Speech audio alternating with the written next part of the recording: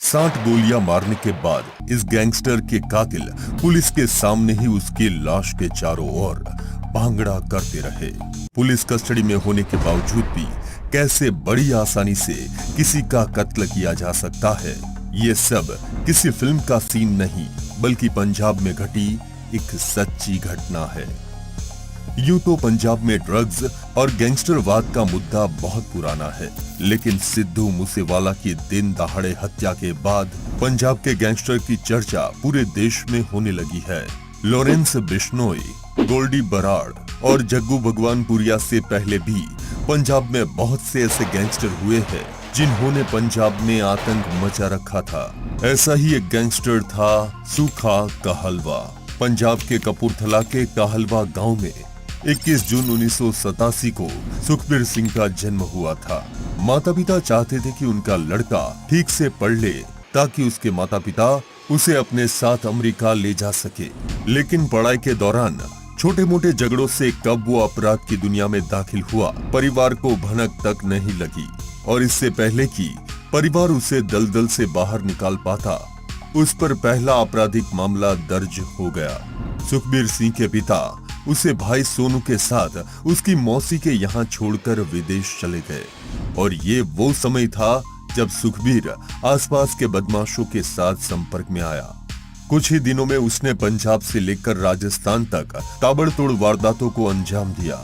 साल 2005-6 तक उस पर 1 दर्जन से ज्यादा मामले दर्ज हो गए थे। लोग अब सुखबीर को सुखा कहलवा के नाम से जानने लगे थे और अब वो अपनी गैंग के साथ काम करता था। सुखबीर के माँ बाप की जीवन की जमा पूंजी एक ही झटके में लुट गई थी और इस लूट की वो कोई शिकायत भी नहीं कर सकते थे क्योंकि इसकी कोई सुनवाई नहीं होती।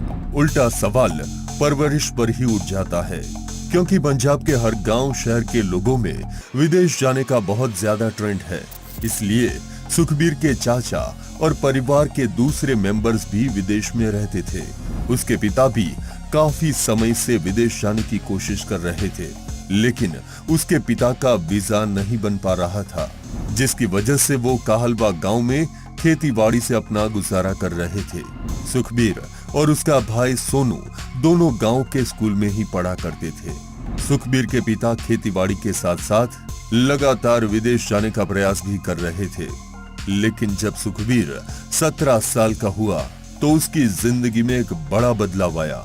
सुखबीर सिंह के गांव में झगड़ा हुआ और इस झगड़े में उसका नाम भी आ गया। पुलिस ने सुखबीर सिंह को उठा लिया, लेकिन इसी समय उसके माता पिता का अमेरिका का वीजा आ गया, जबकि सुखबीर सिंह का वीजा नहीं आया और उसके पीछे का कारण था उसका पासपोर्ट नहीं बनना। पासपोर्ट के न बनने के पीछे गांव का ही वही झगड़ा था जिसमें सुखबीर का नाम लिया गया। माता पिता सुखबीर सिंह को उसकी मौसी और भाई के पास छोड़कर अमेरिका चले गए। सुखबीर सिंह के पिता का ये फैसला उनके बेटे के लिए उनकी जिंदगी का सबसे गलत फैसला था। उन्होंने सोचा कि वो पासपोर्ट बनते ही सुखबीर का वीजा भेज देंगे और उसे अमेरिका बुला लेंगे, लेकिन उन्हें नहीं पता था कि उनका बेटा अपराध की दुनिया में फंस जाएगा। अपराध की दुनिया में आने से पहले सुखबीर को जिंदगी ने एक मौका दिया था जब उसे एक लड़की से प्यार हो गया था और बात शादी तक पहुंच गई। लड़की किसी रिजॉर्ट के मालिक की बेटी थी। परिवार में रुपए पैसे और संपन्नता की कमी नहीं थी। लड़की के परिवार वाले शादी के लिए राजी नहीं थे क्योंकि सुखबीर की हैसियत और उनके परिवार की हैसियत में बड़ा अंतर था। लेकिन 21 साल की उम्र में सुखबीर ने उसी लड़की से शादी की जिससे वो प्यार करता था। इसके बाद वो दोनों भी अच्छी जिंदगी की तलाश में विदेश जाने की कोशिशों में लग गए। इस बीच सुखबीर की पत्नी को ऑस्ट्रेलिया का वीजा मिला और वो ऑस्ट्रेलिया चली गई। सुखबीर ने भी किसी तरह वीजा बनवा लिया और ऑस्ट्रेलिया पहुंच गया, लेकिन कुछ समय बाद दोनों में झगड़े होने लगे और वो वापस इंडिया लौट आया। इसके बाद सुखबीर जुर्म की दुनिया में ऐसा डूबा कि कभी बाहर नहीं निकल पाया। सुखबीर पर हत्या, लूट, डकैती और अवैध वसूली के बहुत से मामले दर्ज हो गए और उसे जेल जाना पड़ा। जेल में रहते हुए उसने फेमस होने और दहशत फैलाने के लिए सोशल मीडिया को नया हथियार बनाया। जेल में रहकर वो जेल के भीतर की तस्वीरें और वीडियो शूट करता और अपने द्वारा किए गए अपराधों को बड़ा चढ़ाकर सोशल मीडिया पर डालता। देखते ही देखते सोशल मीडिया पर उसके फॉलोअर्स की संख्या बढ़ने लगी और सुखा यानी सुखबीर बन गया पंजाब का सबसे बड़ा गैंगस्टर। जेल आना जाना अब सुखा के लिए आम बात हो चुकी थी। वो कई बार मौत को भी मात दे चुका था। 4 बार उसकी मुठभेड़ पुलिस के साथ हुई, लेकिन चारों बार वो बच गया। एक बार तो वो पुलिस की कस्टडी से भाग भी गया और पुलिस से छुपता छुपाता राजस्थान, हरियाणा और उत्तर प्रदेश में भी रहा। उत्तर प्रदेश में रहते हुए उसकी मुलाकात वहां के मोस्ट वांटेड गैंगस्टर यामीन से हुई। दोनों साथ में रहते और लूटपाट करते। इसी दौरान दोनों ने एक बड़ी चोरी की वारदात को अंजाम दिया और लूट के माल को लेकर दोनों में झगड़ा हो गया। झगड़े में यामीन के गुर्गों ने सुखा का गला रेत कर उसे नदी में फेंक दिया। यामीन के गुर्गों को लगा कि वो मर गया, लेकिन वो बच गया और एक बार फिर से सोशल मीडिया पर एक्टिव हो गया। अब जिस वजह से सुखा को पुलिस कस्टडी में 60 गोलियां मार दी गई, वो थी गैंगस्टर लवली की हत्या। सुखा का खौफ इतना था कि उस पर दर्ज दर्जनों मामलों में उसके खिलाफ कोई गवाह नहीं था, लेकिन लवली की हत्या के केस में लवली का साथी सोनू बाबा सुखा की धमकी के बावजूद उसके खिलाफ गवाही देता है, जिसके बाद सोनू बाबा को डर सताने लगा कि सुखा उसे एक दिन मार देगा। इसी डर के चलते उसने पंजाब के एक और गैंगस्टर विकी गौंडर को सुखा को मारने की सुपारी दे दी। सुखा पुलिस की कस्टडी में था और उसे पता चल गया था कि उसके मर्डर की साजिश बनाई गई है। ये भनक पुलिस को भी थी, लेकिन पुलिस ने सुरक्षा को लेकर कोई इंतजाम नहीं किया। सुखा की जब न्यू नाभा जेल से जालंधर में पेशी हो या फिर कहीं और, पुलिस की गाड़ी के पीछे उसके दोस्त अपनी गाड़ी में हुआ करते थे। लेकिन 21 जनवरी 2015 को एक दोस्त की शादी थी, तो सुखा के दोस्त उस शादी में चले गए और वहां से आने में देरी हो गई। इस कारण सुखा उस दिन पहली बार पुलिस की सुरक्षा में गया था, न कि दोस्तों की।